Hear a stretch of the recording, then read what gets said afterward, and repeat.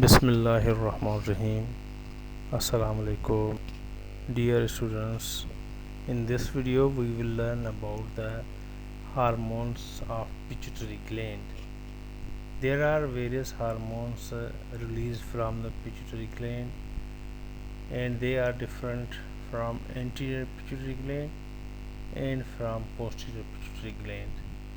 Collectively we will learn various hormones for suppose growth hormone, prolactin hormone, melanocyte stimulating hormone, oxytocin, and vasopressin. But in this video we will learn about only growth hormone. So we are learning what is growth hormone. Growth hormone is one of the most important hormones of the anterior pituitary gland. This hormone is proteinous in nature, and the target organs of this hormone is generally whole the body, because this is for general somatic growth of the body. This hormone was suggested by Evan and Long in 1922 and Smith 1926. They performed various experiments, and on the basis of these experiments they found that the growth hormone is for the general body growth. This hormone is also called as somatotropic hormone or somatotropin. Growth hormone has important role in the growth of soft tissues and hard tissues.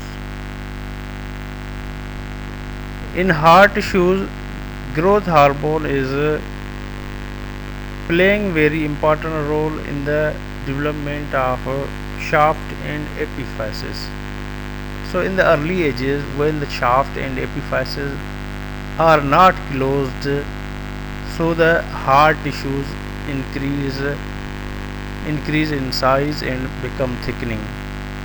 So growth hormone is activating chondrocytes to release chondroitin sulfate, and this chondroitin sulfate is deposited inside of the bone. So bones get mature, they get elongated and they thicken.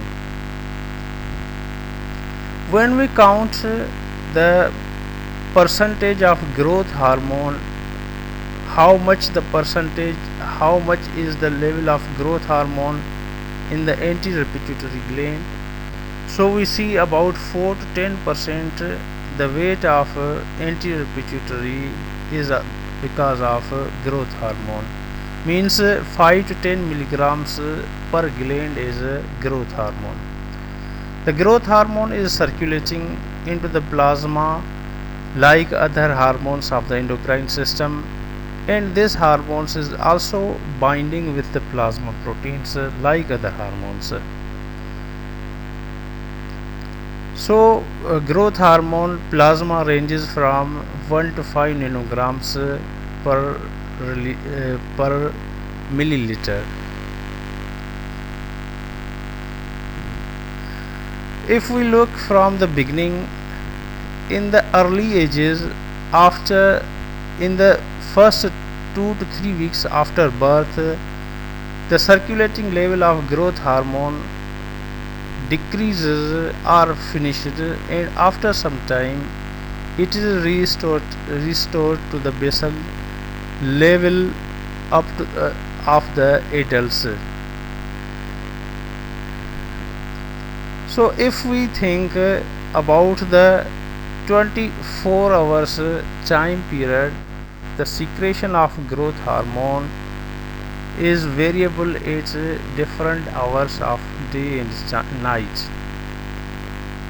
In human beings, the growth hormone level is released at different times of the day and night, but the peak level means maximum level of the growth hormone is obtained during the first 90 minutes of the sleep.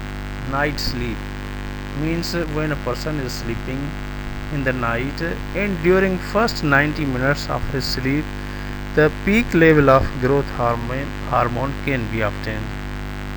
But in different species the case is different, and growth hormone secretion can be released at different times in different species. For suppose in rats it is seen that the growth hormone secretion is happening at different regular intervals of 3.3 hours, but in different organisms it is different. And we know that growth hormone is released from the anterior pituitary gland, and this hormone, the secretion of this hormone is under the control of some hormones, especially two hormones from the hypothalamus. These two hormones are growth hormone releasing hormone, shortly known as GHRH. It is also called as somatocrenin. So this growth hormone releasing hormone is enhancing the secretion of growth hormone, while other one hormone, growth hormone release inhibiting hormone or inhibiting factor, this is also known as somatostatin. So this is also controlling the secretion of growth hormone. This is inhibiting the secretion of growth hormone. If we look at the structure of growth hormone is a proteinous hormone, proteinous in nature. So this is synthesis of polypeptides. This hormone is synthesized in the cells of anterior pituitary. These cells are called as somatotrophs, and somatotrophs are present in pars distalis of the anterior pituitary gland. Growth hormone initially is synthesized as a prohormone in the pituitary cells, but afterwards rapidly it is converted into the mature growth hormone. In humans the growth hormone consists of 191 amino acids, and this is the single chain molecule, and this molecule contains disulfide bonds. So the hormone is this hormone is seen as it is structurally similar or related to the prolactin hormone and placental lactogen hormone. All the three hormones have similarity in their structure, similarity in number of amino acids, and similarity in disulfide bonds. So even the placental lactogen hormone has the disulfide bonding at the same position as the growth hormone has on 161 position of amino acid. So it is believed that all the three hormones, growth hormone, prolactin hormone and placental lactogen hormone, they might be originated from the single progenitor molecules in the evolutionary period. It is believed that growth hormone is an anabolic hormone because that hormone is enhancing the protein synthesis by incorporation of amino acids into muscle proteins, and this is also taking very important role in the balance of electrolytes in the body. Likewise, the nitrogen and phosphorus ions, these are balanced into the body, and similarly the urea, nitrogen and amino acids are excreted. So we can say that sodium and potassium excretion is also decreased because of the growth hormone. So growth hormone is taking part in the balance of electrolytes. So this balance of electrolytes by the growth hormone is mediated indirectly through some factors like somatomedins. These factors are released from the liver in response to the stimulation of growth hormone of hepatocytes. Means hepatocytes, the cells of liver, they are stimulated by growth hormone to release somatomedins, and somatomedins are actually controlling the balance of electrolytes. There are various different electrolytes, there are various somatomedins are some factors that are released from the liver, like insulin like growth factor. This factor is stimulating cellular growth in various tissues and organs of the body. So this growth hormone also has anti-insulin effect on metabolism, means this is working as the anti-insulin hormone. The level of growth hormone is variable at different stages of life, and this variable level of growth hormone has impact on the life.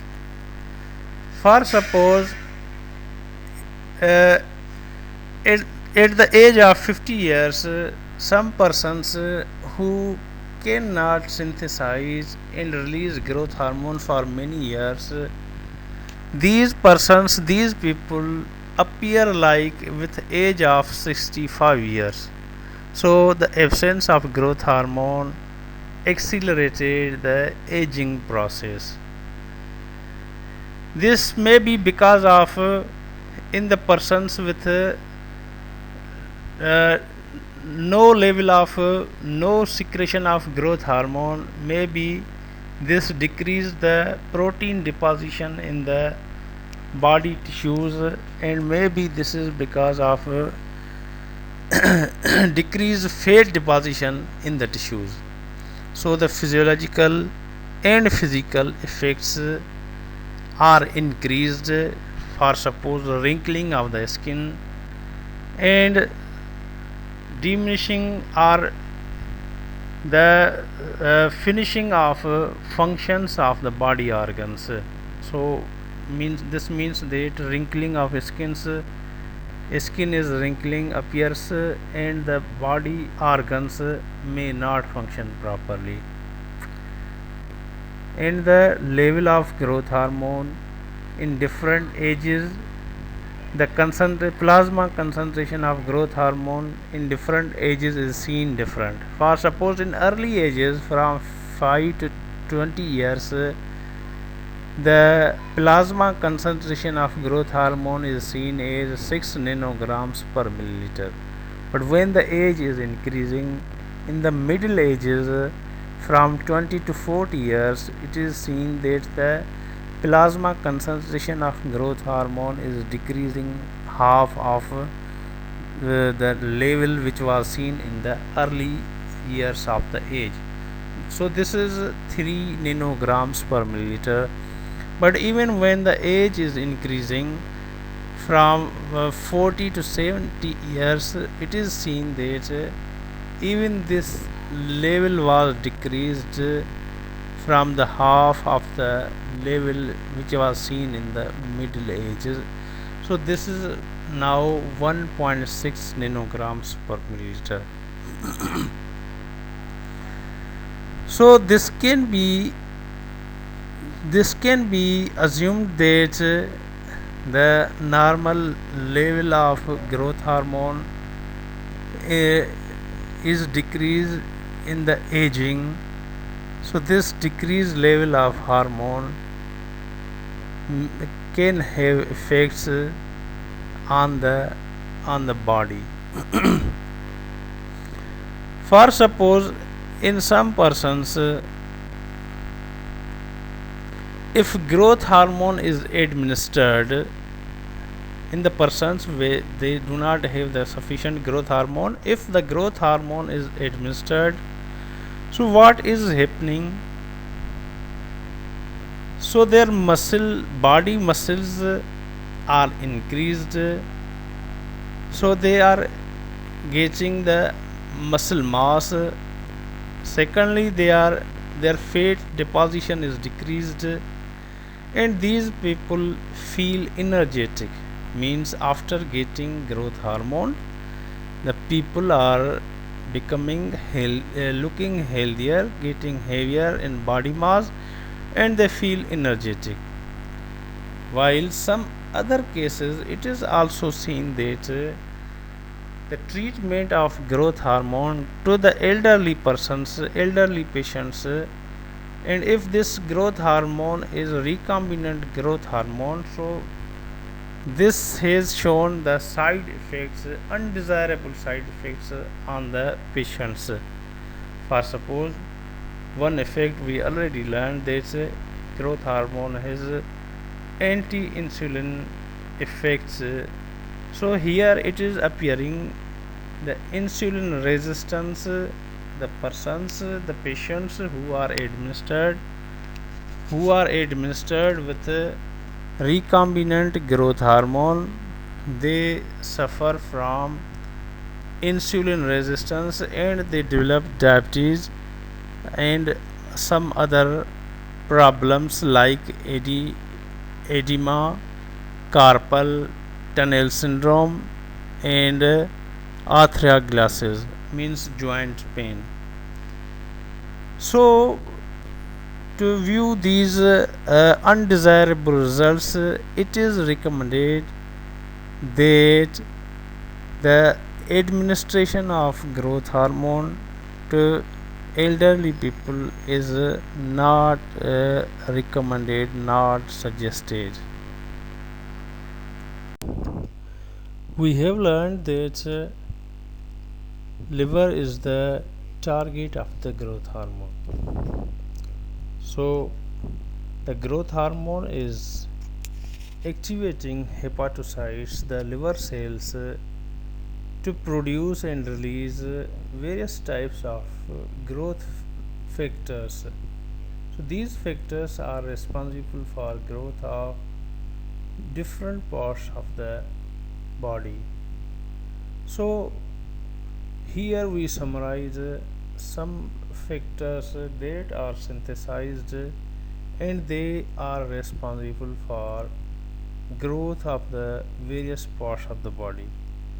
For suppose somatomedin A and B, insulin like growth factor 1 and 2, nerve growth factor, ovarian growth factor, epidermal growth factor, fibroblast growth factor, thymosin, multiplication, stimulating activity, and platelet derived growth factor and relaxin. And these all the factors they are released under the influence of growth hormone and they play very important role for the growth of body.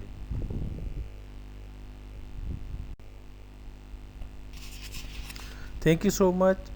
See you soon. Allah Hafiz.